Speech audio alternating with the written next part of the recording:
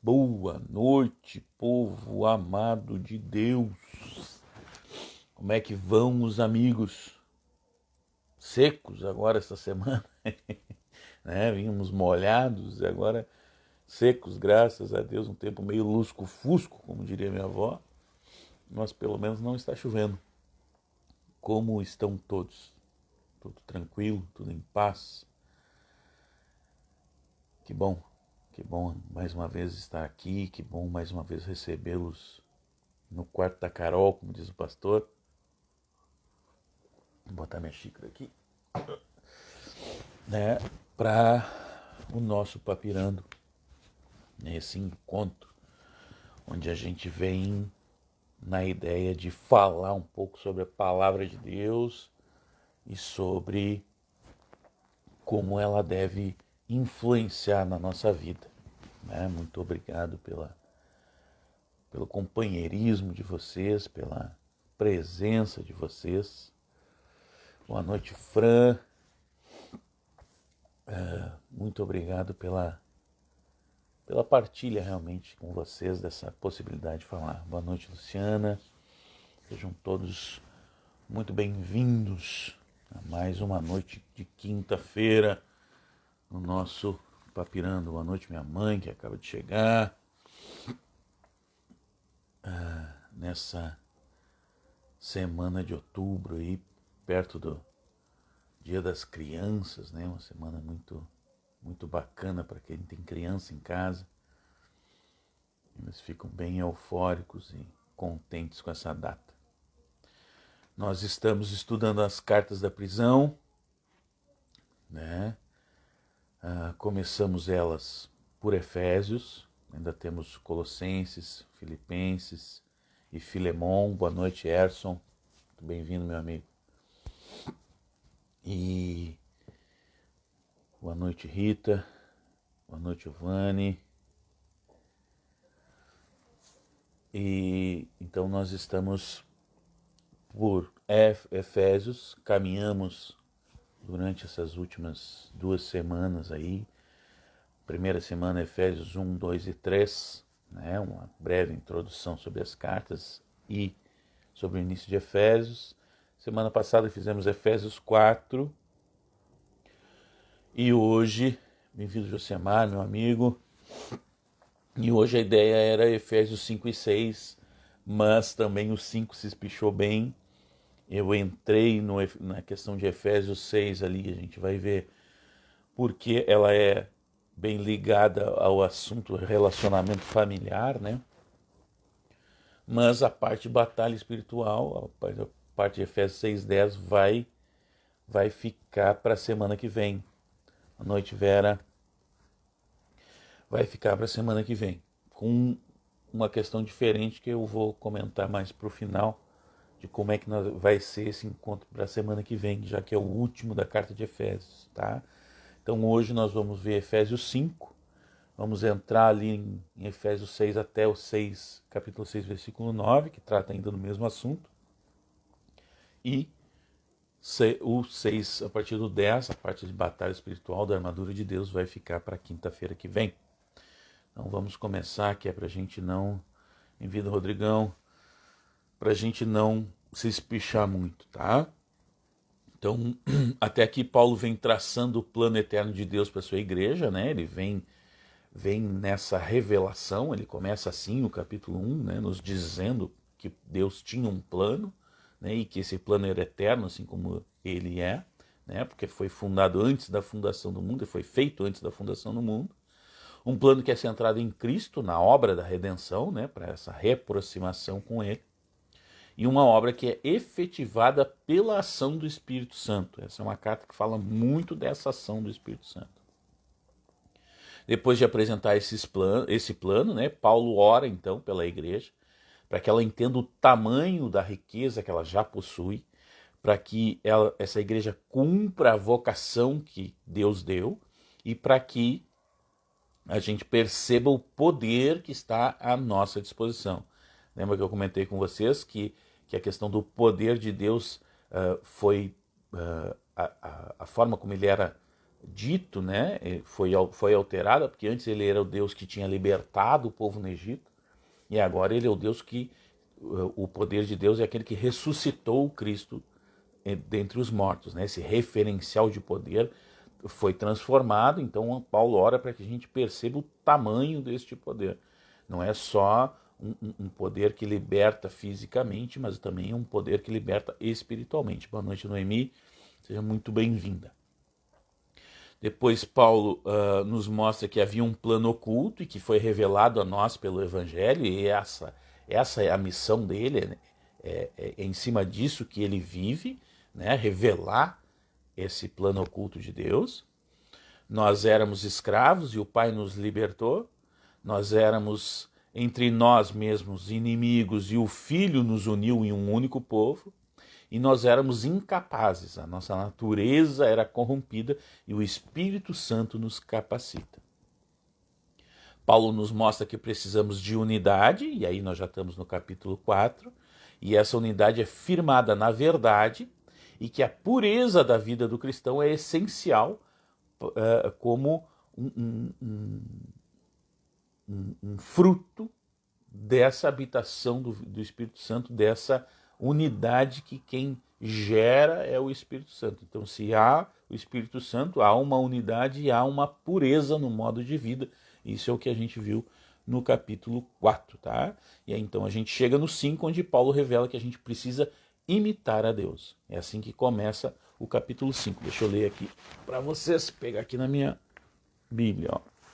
Sede, pois, imitadores de Deus, como filhos amados. Essa é a primeira frase, primeiro versículo ali do capítulo 5, né? A partir é esse o tópico que inicia o capítulo 5. A palavra traduzida ali por sede significa literalmente transforme-se em, prove que é. É isso que quer dizer aquela palavra traduzida. A ideia é de uma criança que aprende imitando o seu pai. Sabe? Filho pequeno que tenta imitar o jeito que a gente caminha, que a gente senta, que a gente come. Essa é a ideia que passa nesse início de capítulo. Claro que nessa imitação a gente precisa, como sempre, evitar os extremos, né? Os exageros. A Bíblia sempre nos conduz a um caminho centrado, né? Nem muito lá, nem muito cá. Sempre evitando os extremos, sempre evitando os exageros, né? A Bíblia nos conduz para um caminho de centro, assim, né? De centralidade. Nem somos nós Deus, né? Para imitá-los querendo ser Deus, nem ele caiu em desuso, ou seja, imitar querendo pôr ele de escanteio. Mesmo que fiquemos decretando, definindo ou dando comandos, isso é muito comum a gente ver no nosso meio, né? Tudo que ocorre porque o Pai quer e não porque nós comandamos. Ele é que é Deus. Ele faz o que quer. Um dia eu vi uma pregação do pastor Jeremias, um presbiteriano, ele falando assim, o cara vai e diz assim, eu decreto, eu determino. Ele diz, quero ver tu decretar para o teu cachorro. Decreta que o teu cachorro fale ou haja de determinada forma. Não determina, chega para tua esposa, ele dizia assim, né? Ele é um cara bem cômico, assim, conforme ele está pregando, ele chega para tua esposa e diz, eu determino que tu faça tal coisa, tu vai ver a pancada que tu vai tomar, se os caras querem determinar coisas para Deus. Então é uma deturbação dessa questão, é um extremo que algumas pessoas chegam, né? Tudo que ocorre porque Deus quer, tu pode determinar ou não determinar, não vai fazer diferença. Porque quando Deus disse faça a luz, ninguém determinou para ele fazer isso. Ele fez porque ele quis. Ele é Deus. Ele é que tem o querer ou não querer. A gente só pode seguir o que ele quer. Esse seria a vida boa, né? Então, ele faz o que ele quer. Se o tirarmos da equação, né, no caso dele ter caído em desuso, da gente querer tomar o lugar dele, o nosso coração logo trata de pôr outra coisa no seu lugar e aí a gente cai na idolatria, no engano. Então, não tem como tirar Deus do local dele, porque o nosso coração, a semente da eternidade está plantada em nós por Deus. Né? O Espírito que nós temos, ele sabe sobre a eternidade, então a gente acaba querendo sempre buscar essa eternidade. Então, se a gente tirar Deus dessa equação, a gente vai colocar outra coisa ali. E a gente vai se tornar um adorador de ídolo. Tá? E se não é Deus que está no lugar dele, isso é sempre um engano. Então, esse é o perigo. Tá? Deus, a gente imita Deus, mas não para tirá-lo do seu lugar, nem para ser ele. A gente imita ele no que tem que imitar. Imitar Deus aqui não tem a ver com imitar os seus atributos que são incomunicáveis. Soberania, autoexistência, imutabilidade, imensidão, infinitude, onisciência, onipresença, onipotência. Devemos imitar a Deus em santidade. Levíticos 11 vai falar sobre isso, 1 de Pedro 1 vai falar sobre isso. Sede santo porque eu sou santo. Lembra dessa frase? Devemos imitá-lo em santidade. Devemos buscar essa santidade enquanto vivemos servindo a ele. Não para tirar ele do local, mas para servir a ele em santidade. Imitar a Deus, imitar a Deus em amor. Um amor que dá o primeiro passo, como ele que nos amou enquanto éramos pecadores. Devemos assim estar vazios de nós, de nossas carências e exigências e estar pronto a amar. Lembra que no capítulo 4 ele encerrou falando sobre perdão. Então é nisso que a gente precisa imitar Deus. Essa é uma exortação constante na Bíblia. Deuteronômios 10, 1 de João 4, vai falar sobre essa exortação. Imitar a atitude de amor, de entrega e de partilha. Sempre que fala em imitar a Deus, em seguir os passos de Deus, fala sobre santidade e amor. Por toda a Bíblia, vem lá de Deuteronômio. Antes disso também tem essa ideia. Nós somos filhos adotados, mas com uma diferença enorme em termos de adoção, como a gente conhece aqui, tá? Os filhos de coração, né, que a gente adota aqui, eles recebem o nosso nome, mas não a nossa genética. Eles são adotados no seio da nossa família, mas eles, geneticamente, eles não são iguais a nós. Né? Se, de repente, nós somos todos negros e nós adotarmos uma criança loira, essa criança, geneticamente, ela não possui, os filhos delas não tenderão a ser negros, porque o gene negro é nosso, não dela. Né? Tem essa diferença na questão de adoção. Eles não têm a nossa natureza, a nossa carga genética, a semente dos pais adotivos.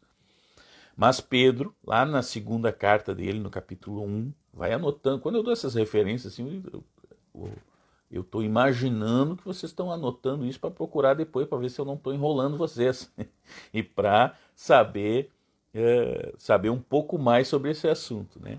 Então, em Pedro, na sua segunda carta, no capítulo 1, vai dizer que nós temos a mesma natureza divina. Olha só, nós somos adotados, mas diferente do que acontece aqui, nós somos adotados e recebemos a mesma natureza divina. Paulo afirma que nós somos filhos e co-herdeiros de Cristo. Gálatas 4 e Romanos 8. E que devemos deixar a velha natureza e vestir a nova natureza. Foi o que a gente viu em Efésios 4 agora semana passada. Nós somos gerados por sua palavra. 1 de Pedro 1 e Tiago 1 vai afirmar isso. Diferente da adoção terrena, a adoção de Deus muda a nossa natureza. Ele implanta a natureza dele em nós. Isso é obra do Espírito Santo. Quando o Espírito Santo vem, nós somos vivificados. E quando Cristo une o Espírito dele ao nosso para nos vivificar, então essa natureza é passada a nós. É o mesmo milagre que ocorreu no ventre de Maria. Lembra da Maria? Do nascimento de Cristo? Então foi o Espírito Santo veio e gerou na carne de Maria, né, um ser espiritual. É o mesmo a mesma ação divina que ocorre na nossa vida diariamente. Através do Espírito Santo é gerado na nossa carne essa natureza espiritual, essa modificação da nossa natureza. Essa nova genética, essa nova semente é implantada em nós da mesma forma, tá? Que aconteceu com a Maria lá. Apesar de adotados, quando recebemos o selo, lembra do selo que nós vimos no Efésios 4? Nós nos tornamos morada do Espírito Santo. Recebemos a mesma genética de Cristo. Não é que isso nos torne divinos, mas recebemos as características divinas. Quais características? Não os atributos incomunicáveis, mas características divinas. Honestidade, bondade, pacificidade, misericórdia, capacidade de entrega, capacidade de sofrimento. Porque isso é contra a natureza humana. Tu não vê esses atributos ou, vamos dizer assim, na maioria dos não cristãos. Pode ver algo parecido com um ou com outro, mas a plenitude desses atributos é dada somente aos cristãos. Por quê? Não porque nós somos melhores, não. É porque o Espírito Santo habita em nós e aí ele nos transmite a natureza dele. A palavra de Deus vai dizer que a bondade é emprestada de Deus. Porque nós, por nós mesmos, o que aconteceu com nós, por nós mesmos, foi o que culminou no dilúvio. Quando Deus deixou a gente por a gente mesmo, a gente quase acabou com tudo. Porque Deus viu que não tinha jeito, tinha que liquidar com todo mundo e começar de novo. Ele provou para nós que nós, por nós mesmos, vamos acabar sempre em maldade. Né? Então, esses atributos cristãos dos cristãos aparecem em nós por causa da presença do Espírito Santo e não porque nós somos grande corpo, nós continuamos as mesmas biscas. Um pouquinho melhor, mas as mesmas biscas, tá? E as maiores marcas dessa natureza do amor são o perdão e o sacrifício. E isso é agradável a Deus, principalmente quando manifestado em relação aos desafetos. Lembra também que nós falamos? Eu amar aqueles que me amam é uma barbada. Mas o que Deus quer é me tornar um cidadão do reino. E um cidadão do reino é aquilo que Cristo descreveu lá em Mateus de 5 a 7. Aquele que ama quem o odeia. Aquele que ora por quem o persegue. Essa é a diferença. Esse é o nosso propósito. Depois de nos levar a imitar o Pai, Paulo nos alerta sobre a perversão do amor. Se você tem dúvida do que é o amor, 1 Coríntios 13. Lá vai dizer o que é o amor. Por sermos luz, separados, selados, possuidores dessa nova natureza, nós não podemos viver como antes, cercados e envolvidos com coisas vulgares e grosseiras. É o que ele vem falando ali no capítulo 5. Não que estejamos impedidos de sermos alegres ou bem-humorados, né? Mas essas manifestações devem ser próprias, orientadas com ações de graça, ou seja, não é para ficar fazendo piadinha suja. Em contraste com o amor e a santidade, Paulo levanta a impureza sexual e a cobiça. Né? Primeiro ele vai falar sobre amor e santidade, como a gente deve imitar a Deus com amor e santidade. Depois ele vai dizer que quem não imita isso acaba caindo em impureza sexual e cobiça. Se ao vermos alguém cheio dos dois primeiros, somos automaticamente remetidos ao Pai. Quando tu vê alguém muito amoroso e santo, tu te lembra de Deus. Dos dois últimos, tu te lembra desse mundo, né? Porque e do dono dele, do inimigo, né? São pessoas carnais. Quando tu vê alguém e bate o olho naquela pessoa e tu vê a impureza sexual, tu vê a questão de cobiça, em tese, ele não é crente. Pelo menos não se diz crente, né? Há perversões aí que a gente conhece, mas os leitores de Paulo vivem uma época e sociedade em que a prostituição, a homossexualidade, os divórcios, a vida desregrada, não era só aceita, mas em muitos casos incentivada. Ainda bem que isso mudou, né? Isso não é mais assim na nossa sociedade. Essas coisas não são mais tão aceitas nem incentivadas. Amados, nós vivemos num mundo caído. Não esperem melhora. Não esperem,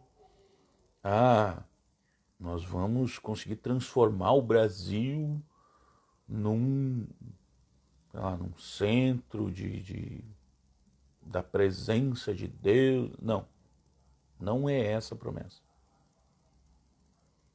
Se a gente for ler a Bíblia, vai dizer assim, o Filho do Homem, quando voltar, vai encontrar amor na terra? Essa é a questão. Se a gente for ler lá em Mateus 24, 25, a gente vai ver em princípio das dores, depois em dores mais intensas, e a coisa vai piorando. Então, se no tempo de Paulo aquilo já era um transtorno, agora vai continuar sendo. A diferença é que agora a sociedade tem um grupo de pessoas que mostra para eles como é viver diferente. Um grupo que é um farol no meio da escuridão. Sabe? Então, mas assim, não espere que o mundo vai melhorar. Não vai melhorar, não. Tendência é que ele degringole até que chegue um instante em que Deus vai voltar para reinar. E aí sim, a partir do reino dele, todo mundo vai ser transformado. Mas nós, por nós mesmos, o que nos acontece é o dilúvio. Então era algo cultural, tá? O comportamento, esse comportamento desregrado, né? Era algo implícito dentro da sociedade. Começou com os gregos, tá? E por que começou com os gregos? O pensamento grego ele era ditocômico. Ditocômico, acho que é esse o termo. Dualista, vamos facilitar a minha vida aqui, tá? Ele separava a alma e corpo. O corpo não prestava e a alma era boa. Tá? O corpo era o aprisionamento da alma. Então eles tinham essa separação dicotômica. De forma que tu podia fazer qualquer coisa com o corpo, que tanto faz. O que tinha que ser preservado mesmo era a alma para eles. Né? De maneira que quanto mais, e isso aconteceu, a introdução dessa heresia na igreja, a gente vai ver João combatendo muito o gnosticismo, que tem algumas figuras históricas que entraram por esse lado também, que diziam que quanto mais tu pecasse, mais superabundava a graça. Né? Eles distorciam, tiravam o espírito daquele versículo. Então, essa era a cultura grega. Tá? Essa dicotomia, essa separação entre alma e espírito, essa separação entre o que eu faço com o meu corpo e aquilo que a minha mente é voltada, entre o que eu faço quando eu estou entre os meus e aquilo que eu faço em secreto. Essa diferenciação começou com a cultura grega. E os gregos expandiram o seu reino com Alexandre, né? Foram até a Mesopotâmia, mas depois eles foram subjugados. Mas eles continuaram como os senhores do entendimento, como as pessoas que formavam as novas lideranças. Né? Todos os romanos, os grandes homens romanos, tinham como seus educadores professores gregos. Né? Então, esse pensamento do grego foi incutido, digamos assim, dentro do Império Romano, que cresceu mais ainda do que o Império Grego e levou junto este mesmo pensamento. Um dos únicos lugares que resistiu ao pensamento grego foi justamente o mundo judaico. Né? Quando os gregos invadiram Israel e tomaram conta da região toda, quando eles chegavam com os filósofos, os judeus apresentavam a Bíblia, o Pentateuco, apresentavam os profetas, apresentavam a visão correta das coisas. Quem não tinha essa orientação aceitava a visão daqueles que estavam no comando, que era essa visão grega dicotômica, de separação. Então, assim,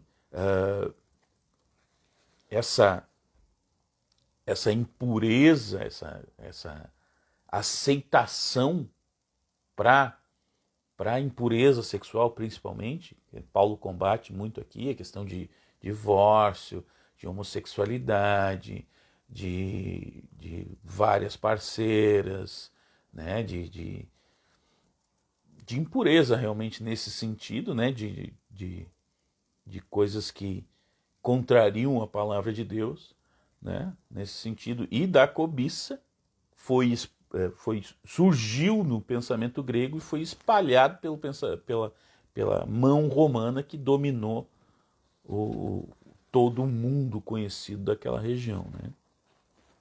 Então o inimigo se utiliza desses pecados para conduzir a outros, e depois a outros, e depois a outros, e a outros mais ainda, de tal forma que tudo ocorre em uma espiral avassaladora e que acarreta numa consequência para os que praticam e para os que rodeiam, né? Então o cara, ele começava tendo muitas parceiras sexuais e se divorciava, e aí aquilo ali acabava acarretando mal para ele e para as pessoas que ele deixava pelo caminho, né?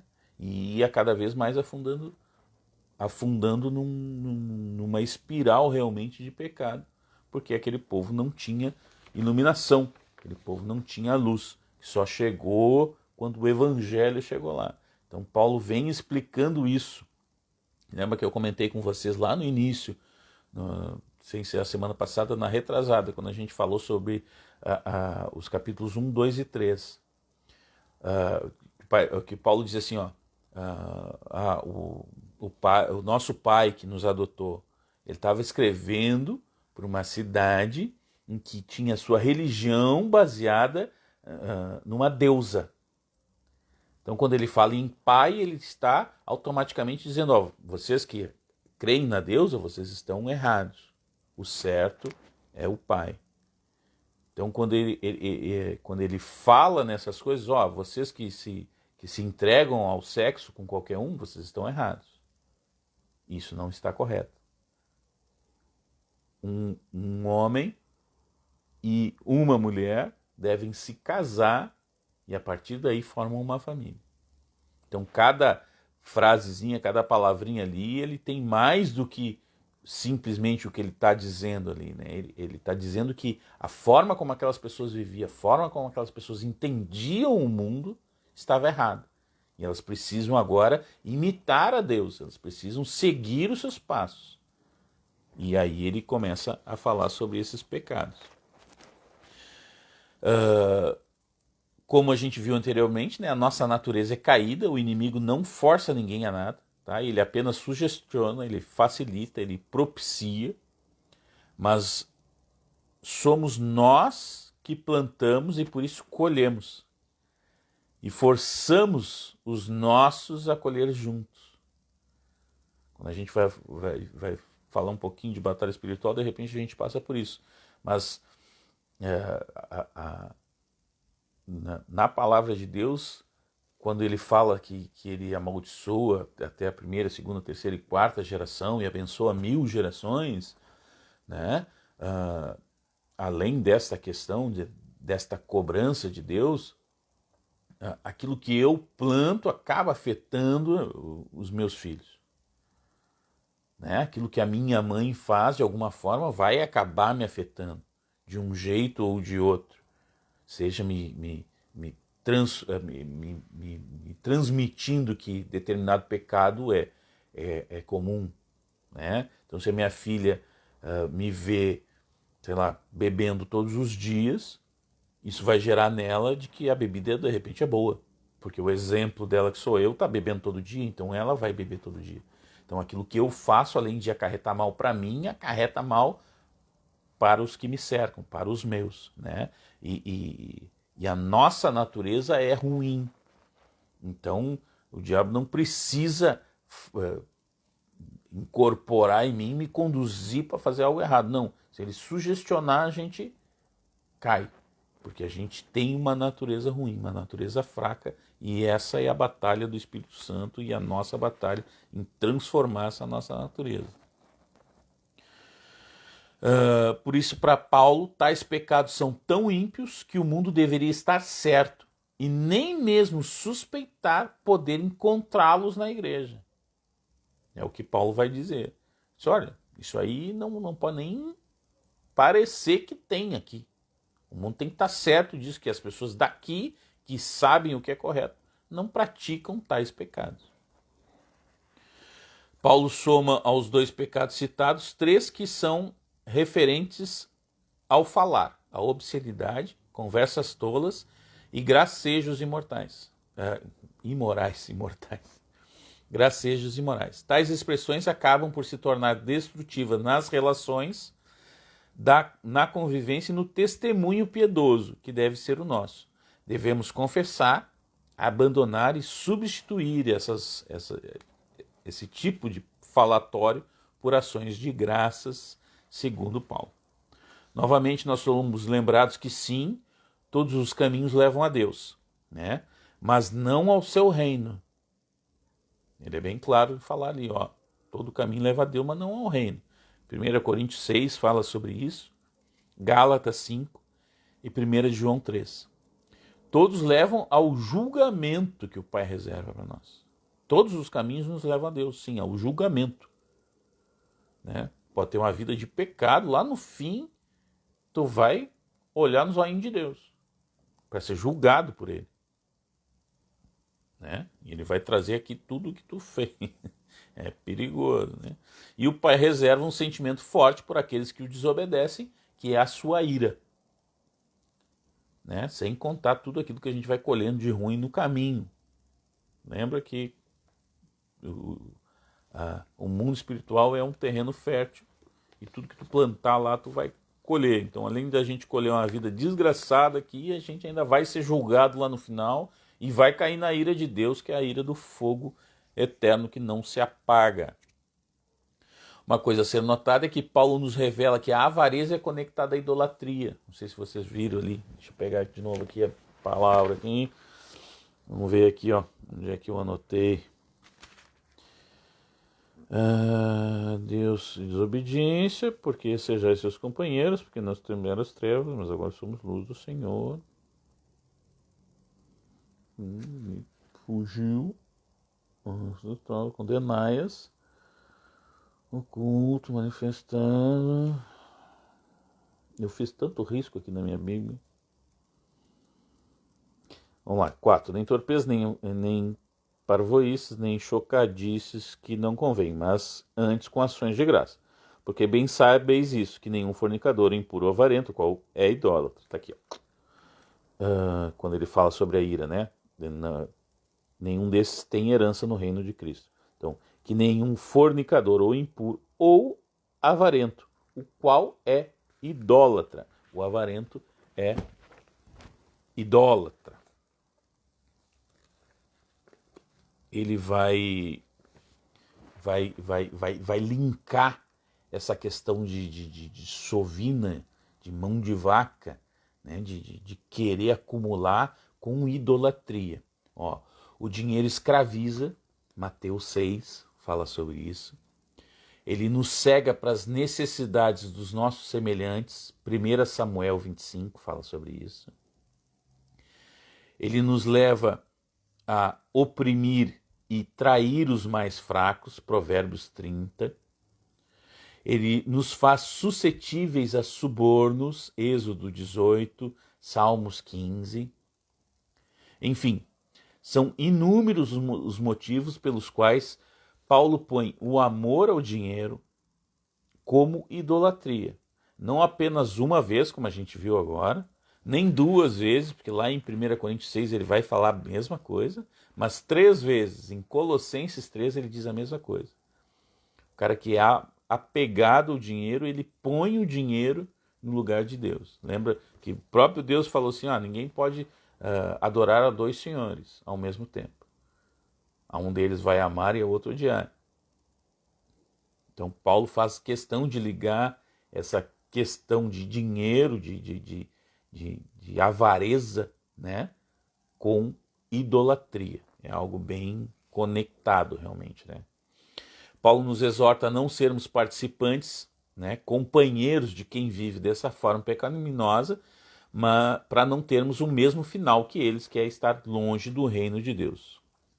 Então assim, a gente não quer dizer que tu não possa conhecer, ou andar, ou conviver com alguém que não é cristão. Não é isso que Paulo está dizendo. O que Paulo está dizendo é que tu tem que ser exemplo no meio dessas pessoas. Tu não pode ficar falando piada pornográfica porque os caras falam. Não. Na verdade, quando tu está presente, os caras têm que perceber. Opa, não. Fulano, o Josemar tá aí. Então a gente nem vai falar sobre esse tipo de assunto. Porque a gente vai respeitar a firme convicção do Josemar. Né? Não. Sei lá. O André tá aí. Não, então a gente nem vê esse tipo de vídeo aqui quando o André tá por aqui. Porque a gente sabe do firme caráter que ele tem. Então é nessa ideia que a gente não participe dessas coisas para que a gente dê um bom testemunho do Evangelho. Não é que a gente tem que fugir de quem não é crente, até porque senão como é que a gente vai levar a palavra de Deus para quem não é crente? A gente só vai falar com eles quando sair para fazer evangelização? Não. Né? Onde é que a gente vai trabalhar? Onde é que a gente vai conviver, estudar? Não. Mas é não participar disso. É deixar bem claro que nós somos diferentes, que nós temos uma outra visão do mundo. E aí nisso despertar curiosidade nessas pessoas. Nos versículos seguintes, Paulo nos descreve a eterna batalha entre luz e trevas. Se bem que essa é uma batalha que a gente não pode... Assim, é uma batalha para as trevas, tá? Para a luz, Deus não considera isso como uma batalha. Porque no final, né? Deus, o Pai, o Eterno, o Criador, como diz João no capítulo 1, é luz. Então como é que vai ter uma batalha entre luz e trevas? Não, Deus é luz, acabou, está vencida a batalha. Né? Não seria uma batalha justa entre luz e trevas, e a gente sabe que Deus é justo. Se ele é infinito e é o Criador, tudo que ele criou é menor que ele. Né? Uma questão lógica. Tudo que Deus criou tem que ser menor que ele. E tudo que é menor do que o infinito é infinitamente menor. Então não tem justiça, não teria justiça numa batalha entre luz e trevas. Às vezes a gente é levado a pensar que sei lá, está num ringue, né? Jesus e o diabo, e aí eles estão lutando, então aquele suador, aquele nervosismo que a gente fica quando está vendo aqueles MMA, aquela coisa toda. Não existe essa batalha porque Deus é luz. Se fosse assim, estaria vencida, né? Então, tudo que ele criou é menor que ele, tudo que é menor que o infinito é infinitamente melhor. Não há chance para o outro lado. Ele será derrotado com sopros, diz lá na 2 Tessalonicenses 2.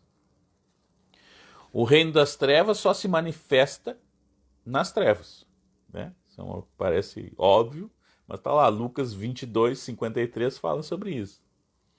Ele só age com a permissão de Deus, lembra de Jó? Jó 1. Indo somente até onde ele ordena. Também a gente vê isso em Jó. Afinal, basta a presença de um único Filho de Deus. Basta a presença de um único ponto de luz para a treva recuar. Faça esse experimento em casa. Pague tudo. Fique no total breu. E aí tu acende a luzinha da lanterna do celular. Deu, tá feita a luz. A luz venceu. Não tem. A treva recua. Não tem como a treva vir e tapar aquela luzinha. É a luz que faz a treva recuar, tá? As trevas não avançam. A luz é que recua. E aqui a gente tem que estar atento para isso. A luz é que recua. E aí, quando a luz recua, alguma coisa toma conta. Mas à medida que a luz avança, a treva é obrigada a recuar. Ela não tem outra opção. Não tem o que fazer. Porque Deus é luz. A gente precisa estar sempre atento a isso. As trevas não tem este poder de recuar a luz. Bom, se a luz não está conosco, aí é outra questão, né? Mas estando a luz presente, acabou-se. Paulo, assim como João em sua primeira carta, são claros. Os que se dizem filhos da luz e andam nas trevas, mentem. Então, se a gente se diz filho da luz e onde a gente anda é cheio de trevas, provavelmente a gente está enganado, a gente está mentindo. Na luz tudo se manifesta, então vem a pergunta da noite. Anote aí a pergunta da noite para pensar enquanto vocês releem o capítulo 5. Quando você se aproxima de alguém ou de alguma circunstância, o que você traz é revelação? O que a gente traz é luz? Ou tudo se torna trevas e o propósito é deturbado ou modificado? Nós somos um farol quando a gente se aproxima, ou a gente é um precipício que traga? Essa pergunta a gente precisa se fazer, irmãos. Essa é uma batalha minha que eu divido com vocês. Será que a gente está sendo luz? A gente está sendo solução? Quando a gente chega, a gente é solução? A gente é confortador? As trevas recuam? Ou não? Daqui a pouco vem aquela pessoa na rua, caixa do supermercado, um atendente no posto, alguém que tu está prestando serviço, e a pessoa está toda perturbada, toda raivosa, toda escurecido, de entendimento escurecido, e a gente embarca nisso? A gente traga ela para o abismo junto? Ou a gente é quem mostra a luz? A gente é quem revela o propósito? A gente é aquele que estanca o avanço das trevas, né? Porque às vezes a gente embarca junto. Em vez da gente levar a luz, aquela pessoa nos arrasta para as trevas, ou nós arrastamos elas para as nossas trevas. A gente precisa estar atento e se perguntando sobre isso, porque isso vai mostrar como anda o trabalho do Espírito Santo na nossa vida. Se a gente está sendo esse farol, se a gente está tendo a nossa natureza transformada, como é que a gente está? A gente está trazendo luz ou está trazendo trevas para as situações, para as circunstâncias, para as pessoas que nos cercam, nos rodeiam? Pense nisso. Paulo então nos relembra sobre os frutos do Espírito, né? E a ideia aqui é a mesma de Romanos 12.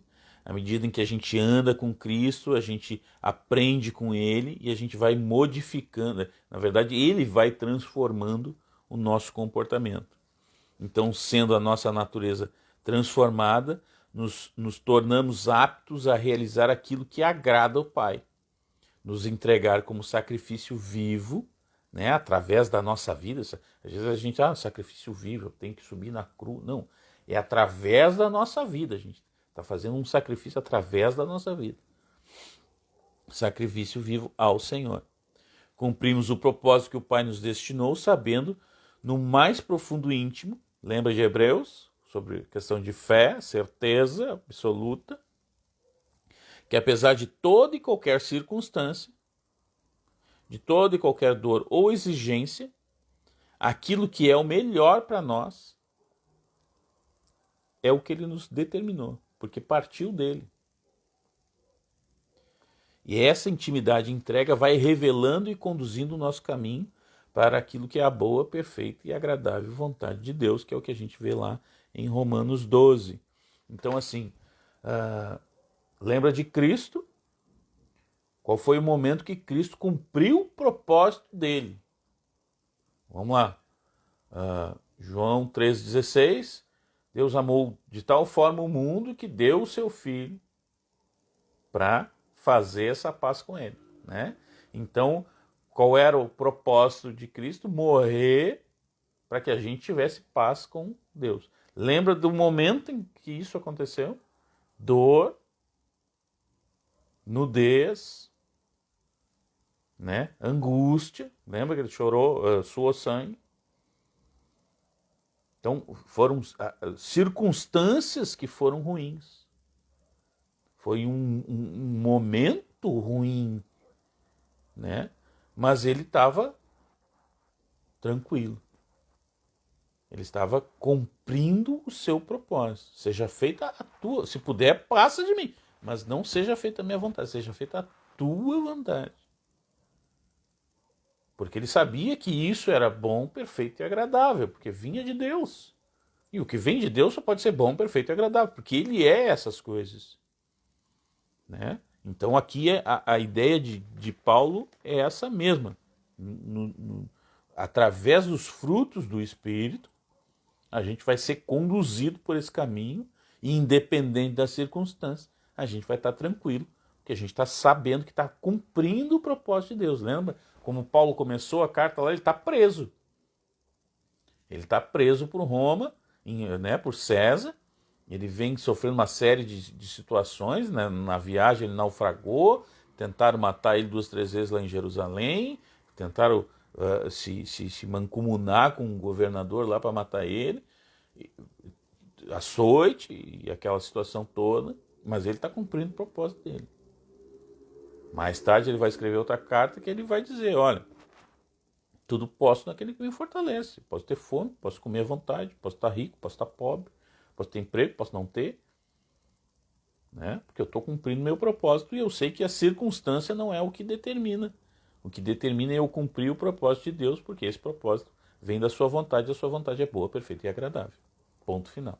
É o mesmo entendimento de Paulo, que vai nos expressar depois lá em Romanos 12, depois a gente vai cruzar com isso também quando a gente for estudar Romanos, que é uma carta assim que, se aqui eu já estou levando dias para ler um capítulo, lá nós vamos levar 2 semanas para ler cada capítulo. Lá é bem pesada a coisa. Né? Então, ao andar certo, a gente agrada a Deus e ainda somos abençoados por Ele e por todas as boas sementes que a gente planta. Né? O mundo espiritual é um mundo fértil. Assim como as coisas ruins plantadas lá vão gerar frutos, as coisas boas plantadas lá também vão gerar frutos. Né? Então, a gente faz o que Deus, o que agrada a Deus, por consequência, a gente é abençoado por Ele e ainda colhe de tudo aquilo de bom que a gente plantou. Não vai acontecendo coisa ruim? Não vai acontecer coisa ruim. Tem o dia mal. Mas o de bom que acontece é bom, perfeito e agradável, de acordo com a vontade de Deus. Então, mesmo ao deixar claro a diferença, né, entre andar ou não andar com Deus, Paulo não fecha a porta aos que estão mortos. Se referenciando em Isaías 60, ele estende o convite aos incrédulos, de modo que eles possam ser salvos e transformados de filhos das trevas em filhos da luz. Ali na viradinha do versículo ele vai fazer isso. Isaías 55 também fala sobre esse chamado, né? Isaías 26 e Tiago 4, essa possibilidade de transformar as pessoas de filhos da treva em filhos da luz. Em seguida, Paulo entra em um novo assunto, o que ocorre na vida de um crente quando ele está cheio do Espírito Santo. O que vai acontecer na vida do crente estando ele cheio do Espírito Santo? Lembra-nos que os tolos não são os incapazes, né? Desculpa, mas os imprudentes. Lembra de Mateus 7, Salmos 14, Romanos 1 vai falar sobre isso também. Tolo não é, quando a Bíblia fala em tolo, ele não está dizendo em incapaz.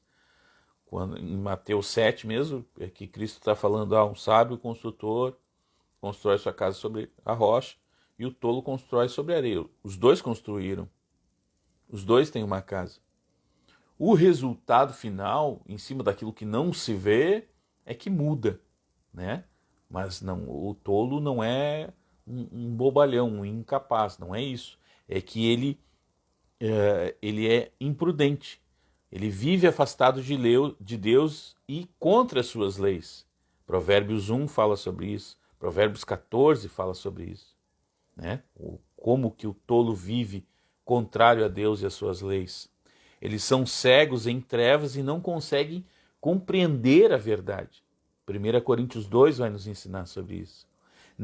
Eles nem conseguem perceber a condição que ele está. O tolo não percebe que ele está sendo tolo, que ele está sendo contrário a Deus. A gente vê isso em Romanos 1. Ele realmente está cego, é o que Paulo fala. Né? Ele não tem luz. Não tem luz, simplesmente não tem luz. Então, a nossa prudência se evidencia quando a gente aproveita o nosso tempo, que ele vai falar lá, remindo o tempo, né? Aproveitando melhor o tempo. A gente sabe que o tempo é curto, né? Então, à medida que a gente aproveita esse tempo da melhor forma possível, servindo e glorificando a Deus. Que isso é que é aproveitar o tempo.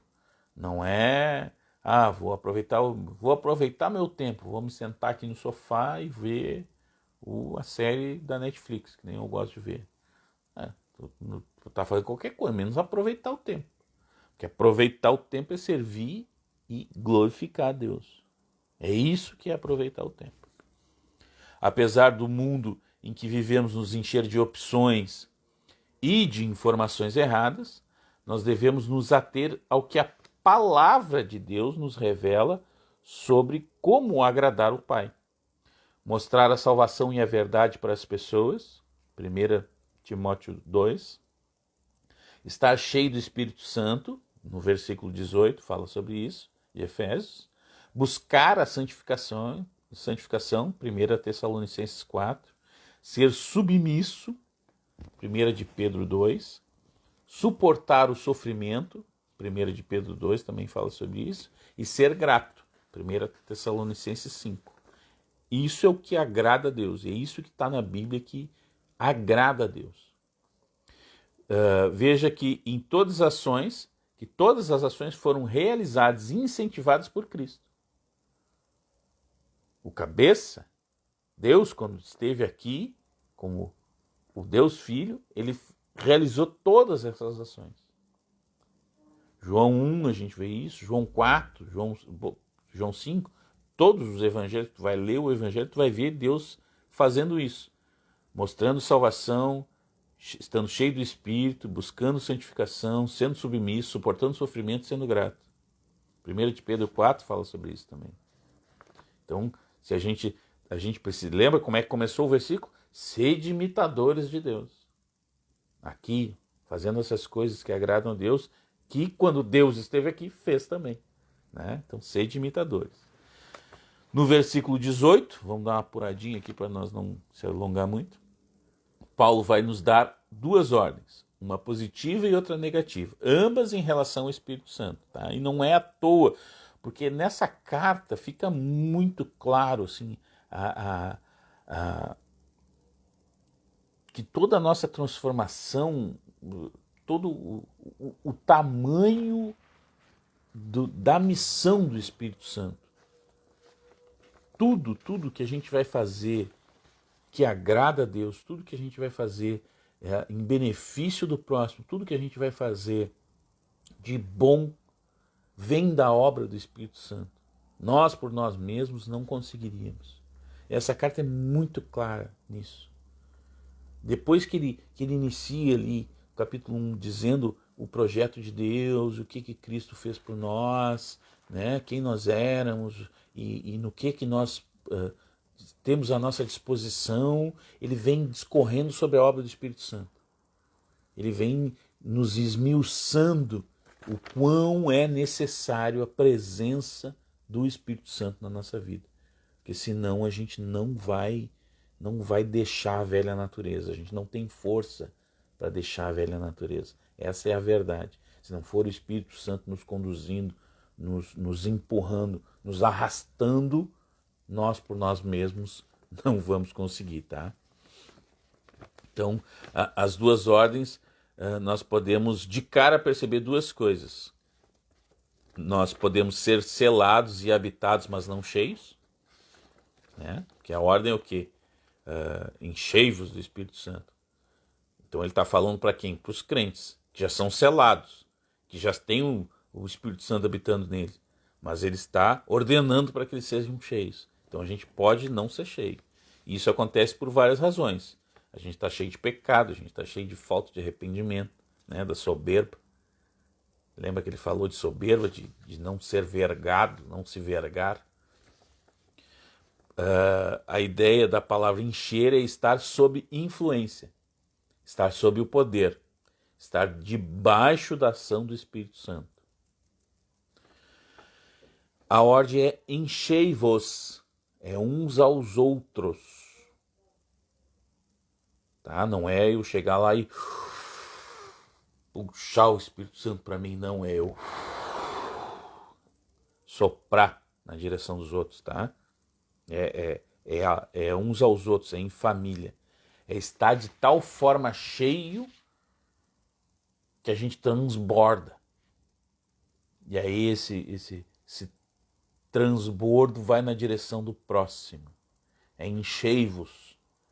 É estando junto, vocês se encham do Espírito Santo. Mostrem como é que é, incentivem, peçam uns pelos outros. Né? Porque às vezes o cara chega na igreja e acha que o cara é um buraco negro, ele fica só, trocar a orelha, ele fica só sorvendo, ele quer aspirar o Espírito Santo, ser cheio, essas coisas que a gente cruza assim, sabe? Há muito tempo isso, tá? Vamos lá, sei lá, 2002, por aí. Nem perto de crente eu era, né? Eu me lembro de estar esperando o ônibus na parada central do cassino. Eu trabalhava no Hotel Atlântico na noite. E eu pegava o ônibus lá na parada central, ia a pé até lá, né? Naquela espera de quem pega o ônibus sabe do que eu estou falando, pegava lá porque ia sentadinho, é mais tranquilo, né? Tinha trabalhado, acordado a noite toda, vinha dormindo no ônibus. E aí lá tinha uns colegas do barracão, né? O guarda que ficava no barracão, o pessoal de manutenção ali, então a gente ficava todos juntos ali conversando. E tinha uma senhorinha que era muito amiga dos guris, que ela era crente. E aí ela, de papo com um colega chamado Paulo, o Paulo também era frequentador de igreja, e aí ela dizia assim, não. E o Paulo provocava ela, assim, sabe? E o Paulo já tinha uma visão mais correta da coisa toda, e ela era... dentro daquilo que ela enxergava como verdade, ela era bem fanática naquilo. E aí ela dizia assim, não, eu fico bem na frente. E aí o Paulo dizia, mas por que a senhora fica bem na frente? Ele disse, não, é que é para receber o Espírito Santo primeiro. Ele parte ali do altar e eu já peguei a minha porção. Então ela não entendeu o enchei-vos, porque ela achou que era aspirar para ela o Espírito Santo e vir cheia. Ela era um buraco negro de Espírito Santo. Ela era um sorvedor. Não, o enchei-vos é uns aos outros, tá? Isso é bem claro na palavra. Paulo escolhe uma figura inusitada, mas não inédita para falar do Espírito Santo. Lembra de Atos 2? Atos 2 eles dizem, mas não são galileus? Mas como assim estão falando todas as línguas? Aí tem um gaiato que vai dizer, não, eles estão bêbado. Então é a figura que Paulo usa aqui, né? Vamos pegar aqui, ó.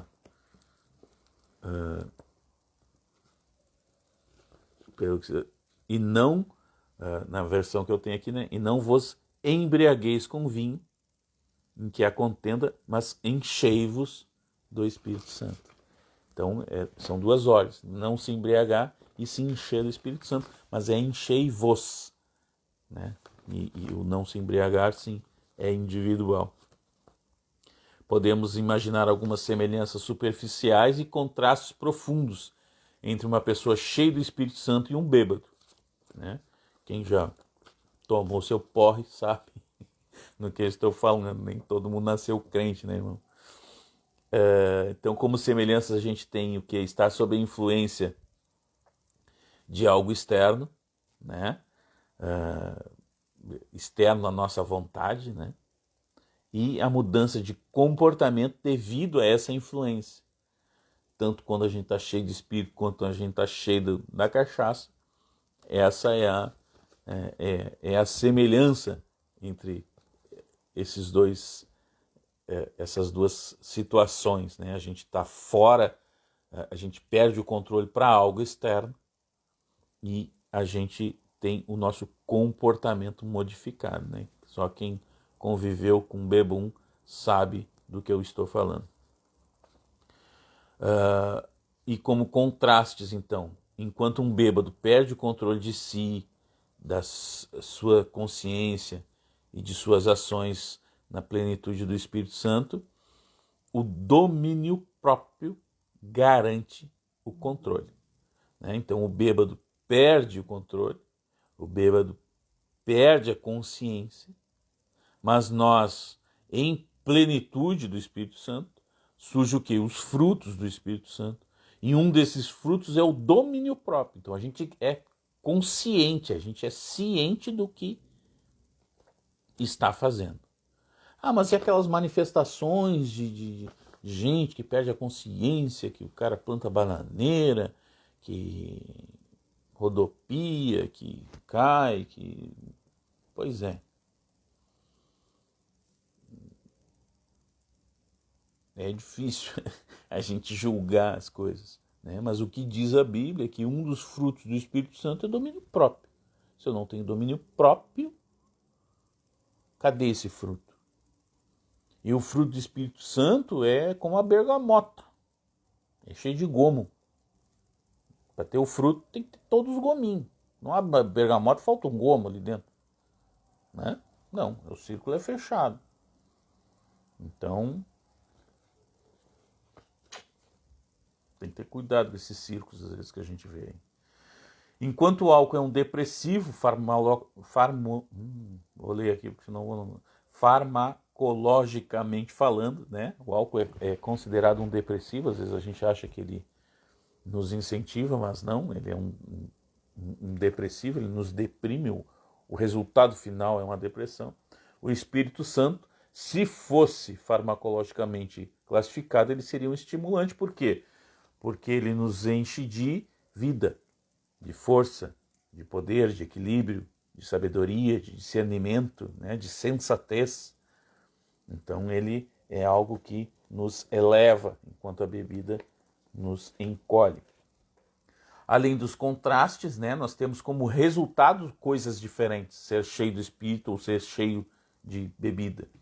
Enquanto com a embriaguez nós temos a dissolução, é o que ele vai falar ali, né? Não se embriaguem, porque isso vai acabar em dissolução, né? Vai acabar em briga, falta de equilíbrio, né? Na entrega para a carne, porque o cara perde a consciência, está sob influência de um agente externo, a tendência é que ele caia para o lado errado. A plenitude no Espírito Santo nos enobrece, nos santifica e nos transforma à semelhança de Cristo, né? Quanto mais cheio do Espírito Santo, mais próximo do que Cristo foi, a gente vai estar sendo. Então, a semelhança de Cristo tem como produto as seguintes consequências. Se você quiser anotar, anote. No versículo 19, parte A ali, entre vós com salmos, né? A comunhão plena e edificante em adoração entre as pessoas. É entre vós, né? Então essa história do crente separado, assim, crente que não gosta muito de estar junto, tem algo faltando aí. Presença do Espírito, a plenitude do Espírito traz essa comunhão, essa união, falando entre vós com os salmos. Se tu for lá ver o Salmo 95, ele não é para Deus, ele chama as pessoas, né? Ele diz, vamos cantar para Deus, vamos louvar, vamos dar graças. Então ele conclama a comunidade a louvar a Deus. Então falando entre vós com os salmos. No 19b ali, ao Senhor, né? É uma adoração pública. A gente vê Hebreus 2, Salmo 40, Salmo 33, Salmo 95, Salmo 96. esse cantar para Deus, né? É público e é particular também, né? A gente pode estar cantando no nosso íntimo enquanto a gente trabalha, enquanto a gente está fazendo alguma atividade, a gente está ali louvando a Deus, né? Usando uma música para louvar a Deus, porque assim, Deus se agrada da música, né? Às vezes as pessoas têm certos bloqueios aí com, não existe ministério de música, ou tem que ter só tais e tais instrumentos, cara. Sabe que o ser humano tem essas loucuras, assim, né? Mas assim, se a gente for pegar lá eu anotei aqui, segunda Crônica 5, quando Salomão faz o templo ali, e os músicos estão louvando, e está todo mundo contagiado por aquela música, e louvando e agradando a Deus, o que acontece? A plenitude de Deus desce sobre o templo e ele passa a habitar ali, porque ele se agrada de música.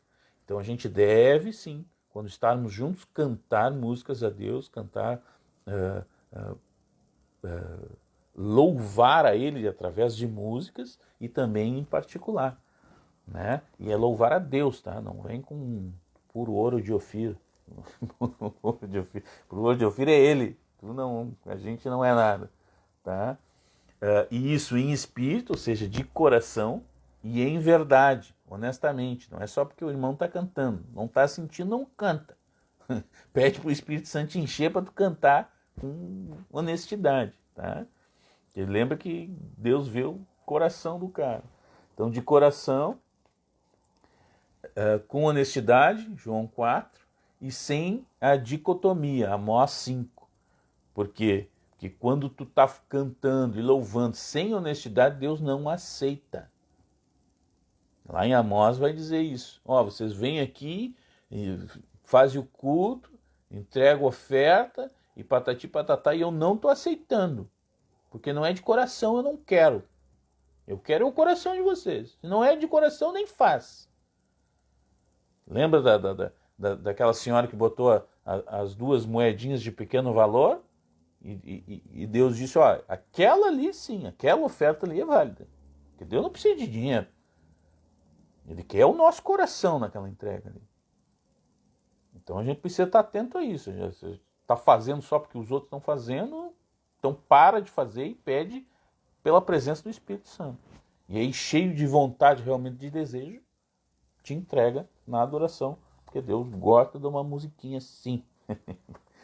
Versículo 20, dando graças, ou seja, sem murmúrio, meu irmão, com reconhecimento.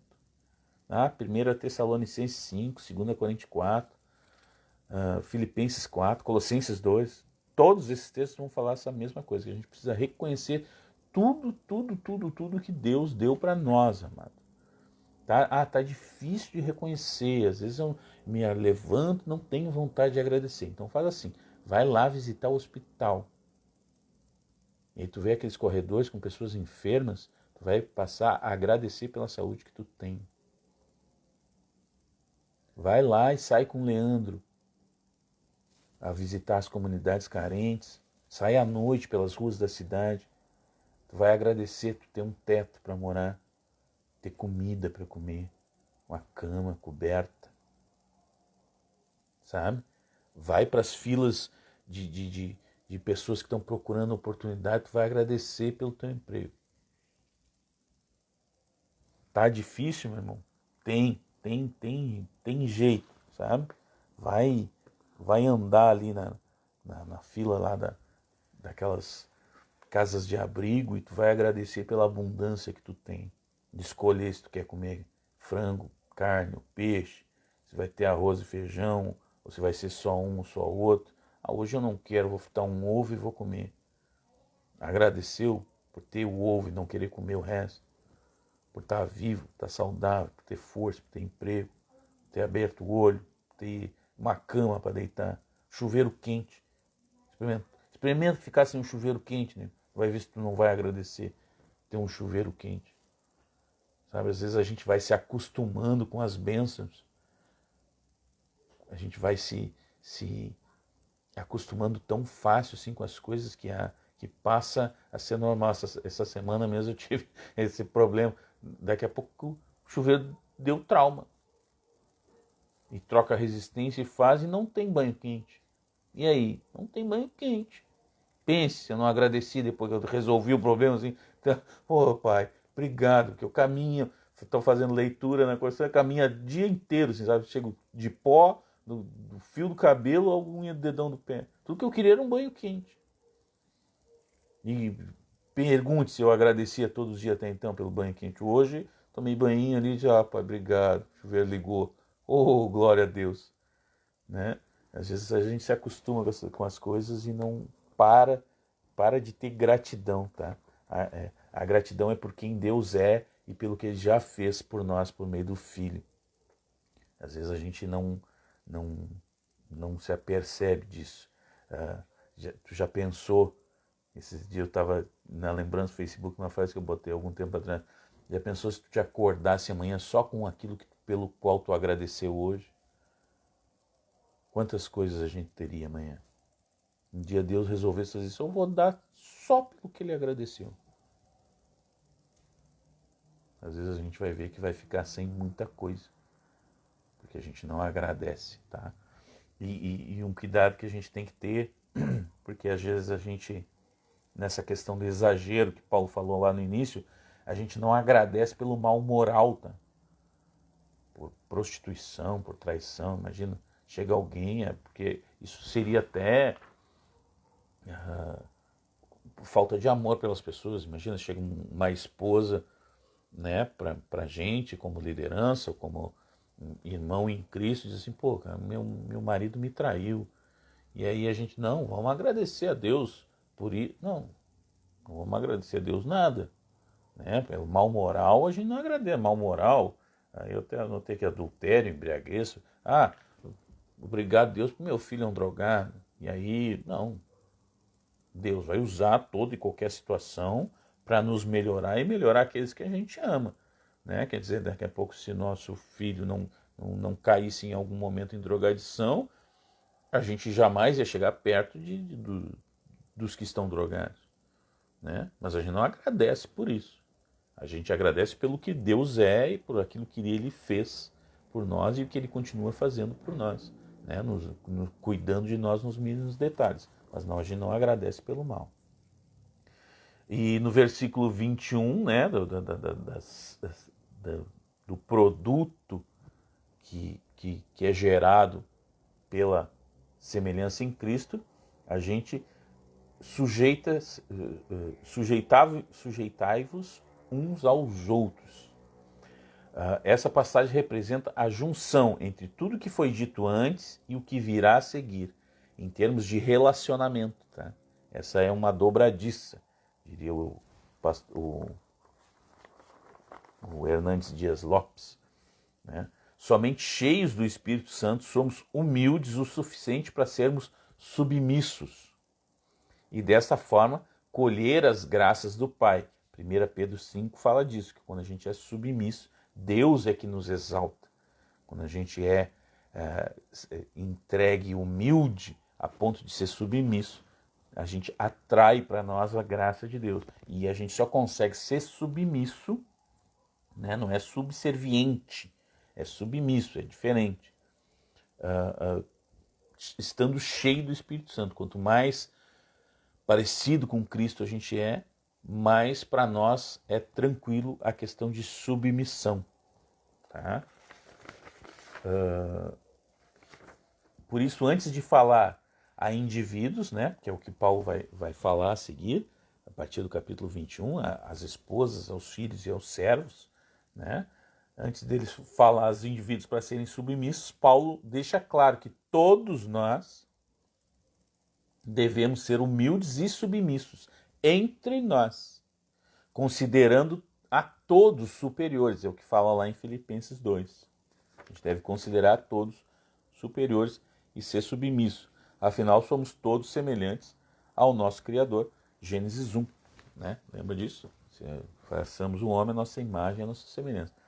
Aqui, essa ideia de submissão, de considerar todos superiores, porque nós somos todos iguais. Tá? Essa capacidade de nos vergarmos. Teve um cara que eu assisti uma vez, que ele falava o quê? No coração ensinável. Né? num coração que está pronto a ouvir e a aceitar. A ouvir e pesar aquilo antes de sair contrariando, combatendo ou querendo se sobrepor. Não, humildade, submissão. Se alguém de repente falou alguma coisa, aquela pessoa pode estar certa. Então não, aceita.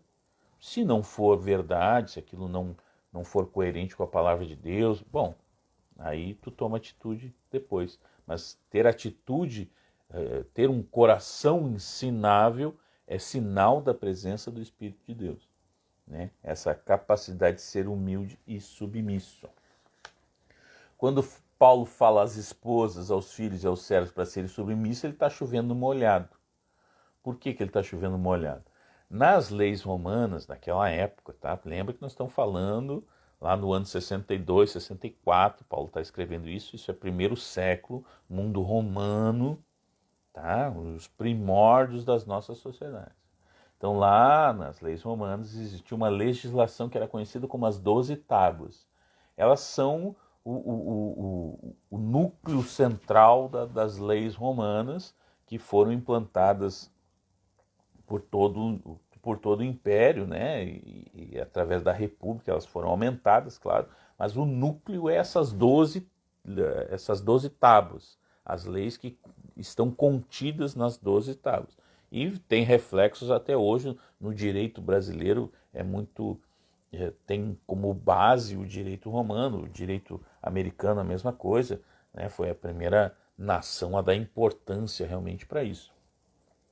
Então lá nessas 12 tábuas existe uma legislação, constam 2 leis lá que regulam a autoridade sobre a família, já nesse período. Essas leis eram um consenso já antes, mas nesse período elas foram estabelecidas para valer por todo o império. Né? A primeira é a Pátria Potestas. Se quiser depois pesquisar lá, Pátria Potestas. Essa lei dava total direito de vida e de morte ao pai sobre os filhos e os escravos. De tal forma que estava sob o poder do pai o direito de, por exemplo, se a criança nascesse com defeito, o pai podia não assumir ela. E ela era deixada para morrer. Se o pai queria um menino e nascesse uma menina, ele podia não aceitar. Quando uma criança romana nascia, ela nascia, não ia para os braços da mãe. Ela era levada até os pais, até o pai. E aí, de acordo com este poder que o pai tinha, se ele pegasse essa criança e erguesse, ele dizia, estou aceitando ela. Se ele não fizesse isso, essa criança era deixada à morte. Ponto final. Era direito, cara. Por defeito genético, né? Alguma deficiência, algum problema, ou pelo que ele queria um menino ou uma menina e vice-versa, era direito do cara. Estava lá, nas 12 tábuas. Tá? Então, ele podia fazer isso. Ele podia vender como escravo, ele podia casar, ele podia divorciar, ele podia manter vivo ou não os filhos, os escravos, em alguns casos as esposas também. Isso era lei. Isso era o normal. Era assim que funcionava. Tá? A segunda lei era o pater familia. Ou pater familia, no singular. Existe um plural, mas eu não sei qual é. Mas é a mesma coisa. Pater familia. Ele dava ao homem mais velho da família o mesmo poder do pátria potestas, mas sobre toda a família. Sobre os sobrinhos, sobre os irmãos mais novos, sobre toda a família. Ele era o cabeça da família. A origem da palavra família vem, eu não vou me lembrar agora o termo, mas existe um termo que significava o quê? Escravos e servos. Escravos e servos davam origem a essa palavra que deu origem ao nome família. Então, o pater família, né? O líder da família, o pai da família, tinha esse mesmo poder do pátria potestas, só que sobre toda a família. Por isso que eu disse, quando Paulo diz para a mulher, para o escravo e para o filho ser submisso, para eles não está dizendo nada, eles já eram submissos. Eles já tinham esta obrigação legal de ser submissos. E Paulo está escrevendo, inclusive, para Efésios, aliás, para a cidade de Éfeso, né, para os efésios, que eram cidadãos romanos. Então eles estavam debaixo dessa mesma lei. No momento histórico em que Paulo escreveu essa carta, todos entendiam que estavam debaixo de autoridade. Lembra daquele centurião quando falou com Cristo? Eu também sou homem de autoridade, eu entendo sobre autoridade. Essa questão de autoridade era muito embutida no pensamento da sociedade por causa dessas leis. Mas o que Paulo pede é uma submissão voluntária. E aqui é que está a diferença, né? Lembra que eu falei que cada vez que Paulo dava uma determinada sentença ali, ele estava dizendo para aquelas pessoas que aquelas pessoas até então estavam vivendo errado. E aqui ele diz para eles serem submissos, não porque são esposas, não porque são filhos, não porque são servos. Eles devem ser submissos porque eles têm que ser submissos a Deus. E assim como eles são a Deus, eles são aos esposos, aos pais e aos senhores. É diferente, é voluntário, não é forçado. Pois somos todos iguais diante de Deus, Gálatas 3. Essa submissão só é possível pela presença do Espírito Santo e pela reverência ao Pai, que assim ordena que a gente seja. É o que diz no versículo 1. Sejam submissos. É ordem. Não é assim, você se eu quero. Não, não é você se eu quero. Sejam submissos. 1 de Pedro 5 vai falar sobre essa ordem de Deus também. A submissão não deve ser ordenada pelo marido, pai ou patrão, mas ofertada pelas esposas, filhos e servos que estão cheios do Espírito. Lembra que nós vimos antes? Quando a gente é cheio do Espírito, a gente tem esse caráter de servo, esse caráter, essa capacidade de nos ofertar. A mesma coisa em relação à submissão. Mas se pedir submissão voluntária já causava certo rebuliço, causa até hoje, né? Fala em submissão dentro da igreja, o pessoal já fica meio doido. Imagina o que ele pede para o outro lado. Porque aqui é que é o caráter revolucionário que Paulo emprega. Sempre que Paulo se refere ao detentor de autoridade, ele não exalta o cara. Diz, marido, é isso aí, tu tem autoridade, é tu que manda. Patrão, tu é patrão, é isso aí, tu tá certo, tu tem que mandar. Não, não é isso. Ele pede submissão à esposa, ele pede submissão ao escravo, mas ele não exalta quem está tendo a submissão. Ele não concede liberdade de ação, faz o que tu quer. Não, não é assim. No caso do marido, se a esposa tem que ser submissa, né, ele deve responder a essa submissão com total zelo, com total entrega e com total dedicação. Porque o marido tem que amar a esposa como Cristo ama a igreja. Não é um amor qualquer. É um amor sem reserva. Ou seja, é um amor sem cansaço. É um amor sempre pronto a amar. É um amor altruísta. É buscando o bem da esposa. É um amor sacrificial. É o esvaziamento da vontade do cara e a entrega em favor da esposa. É isso que Paulo está pedindo para o cara. Que vivia no pátria potestas lá. Que tinha o direito de vida e de morte. É muito revolucionário o que ele está pedindo. Às vezes as pessoas dizem, Paulo é um machista. Pô, o cara não sabe ler, não sabe interpretar o texto. O que Paulo está pedindo aqui é totalmente revolucionário. Ele quer comparar o mundo que Paulo vivia com o nosso, aí dá problema. É um amor provedor, protetor, presente, preservador, como de Cristo a sua noiva. Ou seja, é um amor que revela e que conduz a Deus. E o mesmo vale para os pais, que na época conduziam a criação de seus filhos de forma autoritária e tirânica. Né? Porque ele tinha o direito de vender como escravo, ele tinha o direito de casar, ele tinha o direito de separar, ele tinha o direito de aceitar ou não aceitar, de entregar ou não entregar. Era tirania pura. Os pais devem sim exercer a disciplina e a instrução, né? Mas sempre em amor. sem exigências ou restrições irracionais que levem à raiva, à amargura, desespero ou ressentimento, porque aí a gente vai estar afastando as crianças de Deus. E até então, tudo que Paulo propõe causaria certo desconforto, né? Porque falaria do núcleo familiar ali, né? Mas nada comparado ao que ele vai pedir aos senhores de escravos. Que, assim, para o romano, qualquer serviço braçal era humilhante.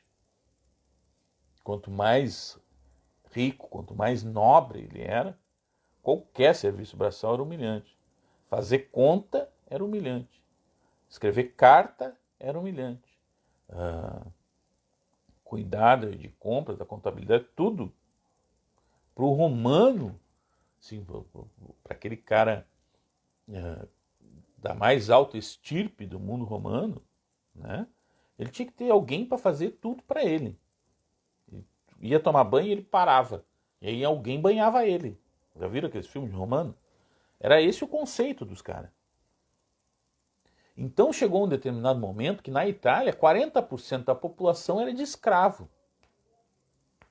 Era muito escravo. Sabe? E Paulo, quando escreve, quando fala, a maior parte dos cristãos nesse primeiro momento tem muita gente que é escrava. E isso que foi uma das coisas que causou grande rebuliço, né, que alguns imperadores se deram de conta do rebuliço que o cristianismo estava causando. Por quê? Porque o cara, ele era lá um nobre romano qualquer, não sei o quê, e aí por acaso, ou de alguma forma, ele entrou em contato com o cristianismo, o Espírito Santo tocou nele e se converteu. E aí ele vai para a eclesia, ele vai para uma reunião dos cristãos. Aí ele chega lá, quem é o presbítero? É o escravo dele. O cara que está lá ministrando é o escravo dele. Porque a escravidão no mundo romano era um pouco diferente da nossa, assim, do nosso conceito de escravidão.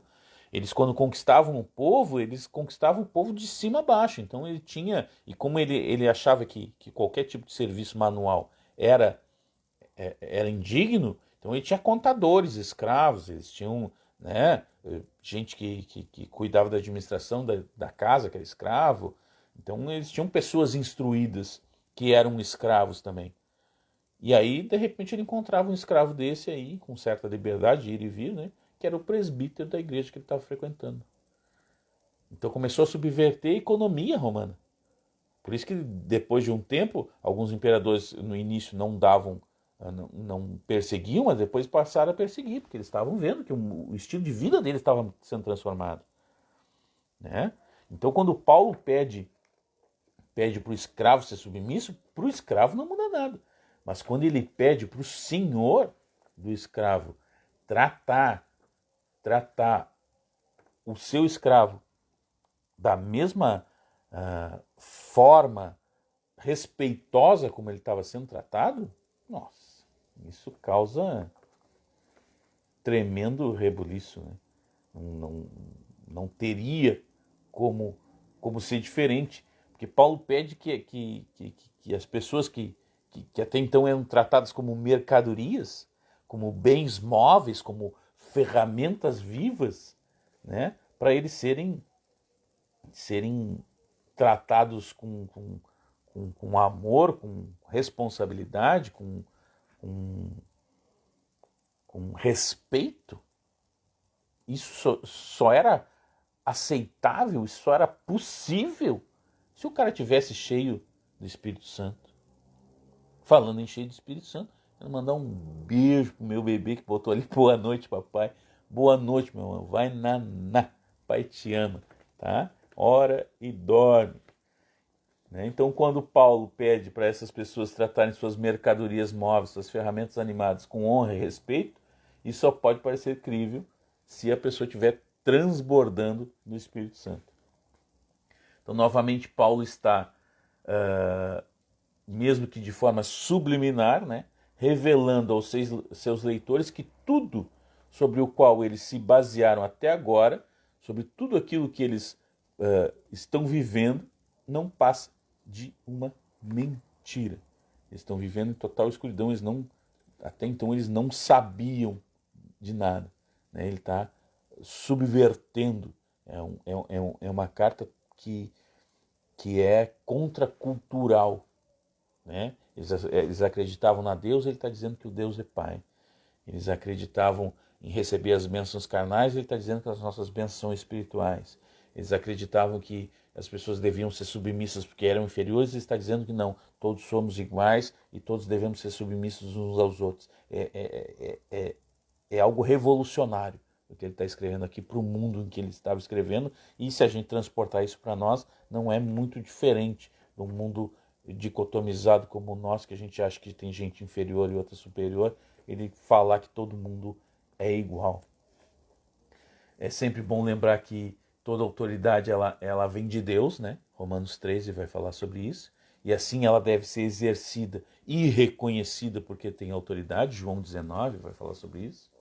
Por essa razão, todos estão liberados da submissão quando a autoridade confronta Deus. Quando a autoridade se rebela com Deus, a gente está liberado dessa submissão. Lembra de Atos 4? Pedro e João no Sinédrio, eles vão lá e dizem, não, mas vai respeitar Deus do que a autoridade. Inverteu, ela se revoltou contra a autoridade divina, ela estava fazendo algo contrário a Deus. Então, resumidamente, somente uma vida cheia do Espírito Santo é capaz de produzir uma vida de relacionamentos saudáveis, permitindo que a gente viva em comunhão, o que é um propósito do Pai para nós, né? O Pai quer que a gente viva em comunhão. Para isso ele nos ofertou o Espírito Santo. Esse é o desejo dele. E somente cheio do Espírito Santo é que a gente vai ter essa vida em comunhão. Vale destacar, antes da gente acabar, porque já são 22h31, antes da gente acabar, 4 características do verbo encher, da forma como ele é usado no texto. E aqui eu vou terminando. A primeira característica, ele é um verbo imperativo, ou seja, é uma ordem.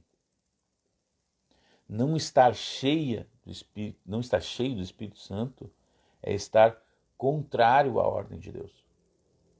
É estar em rebeldia à ordem de Deus. É estar em pecado, para ser bem claro, né? Quantas vezes a gente já ouviu história de igreja que de repente exorta um irmão que é bêbado, ou que fuma, ou que não sei o que, mas não exorta um irmão que não é cheio do Espírito Santo. É uma ordem, enchei-vos. É um verbo imperativo. Então, quando a gente não está cheio e quando a gente não está buscando isso na comunhão, a gente está pecando, a gente está se rebelando contra Deus. Quando a gente não é, devido a isso, submisso, amoroso, cuidadoso, a gente está se rebelando. A gente está pecando. Então a gente precisa ter cuidado com isso. É um verbo no plural, é uns aos outros e é a todos, né? Não é só com aqueles que eu gosto, não. É enchei-vos, vocês todos, tá? É um verbo na voz passiva. Nós não temos o poder de por nós mesmos nos encher ou encher alguém, né? Não. Quem realiza isso é o Espírito Santo. Quem se permite encher é o Espírito Santo. Então, não tem ninguém que tenha o dom, a torneira mágica lá para encher o vaso do Espírito Santo. Não, é o Espírito Santo que nos enche e que transborda de nós na direção do próximo, tá? Ninguém tem essa capacidade. E é no presente contínuo, é uma ação continuada. É algo para ser feito todo dia. É algo para ser feito a vida toda. Esse enchei-vos é para sempre, todo o tempo todo, porque senão a gente vai estar em rebelião, é uns aos outros, e é uma ação que vem do Espírito Santo. Então isso é as características desse enchei-vos. Amém? Por aqui a gente vai encerrando. E o que viver assim nos traz, né? Só alegria? Será que vivendo cheio de Espírito Santo a gente vai estar sempre de bem, de bom? Não. Tem batalha, irmão. Né? E como a gente se prepara para essa batalha? Como é que é o nosso inimigo? Quem é o nosso inimigo? Né? Como é que a gente vai vencer ele? Bom, isso tudo e muito mais no nosso encontro semana que vem no Papirano. Com uma diferença. Semana que vem vai ser às 20h30 lá na igreja. Tá? 20h30 lá na igreja. A gente vai falar sobre batalha espiritual em cima de Efésios 6, a partir do versículo 10, tá? Vai estar lá eu, vai estar o pastor também, porque eu não vou encarar essas broncas sozinho, né? O pastor vai estar lá para dar um suporte com o seu vasto conhecimento, né? Sua orientação. E a gente vai falar um pouquinho sobre batalha espiritual, sobre a luz de Efésios 6, né? Quem é o nosso inimigo, o que a gente tem à disposição para combatê-lo, o que a gente precisa para combatê-lo. Então isso a gente vai falar lá num papo ao vivo, até para a gente tirar mais alguma dúvida que tenha ficado do texto até então. A gente vai estar encerrando, né, essa carta de Efésios lá na igreja. Vamos fazer esse encontro agora que nós já estamos mais liberados aí da questão das bandeiras. Vamos fazer esse encontro lá na igreja e vamos trocar uma ideia. A ideia é justamente essa, estarmos todos lá para ir batendo um papo.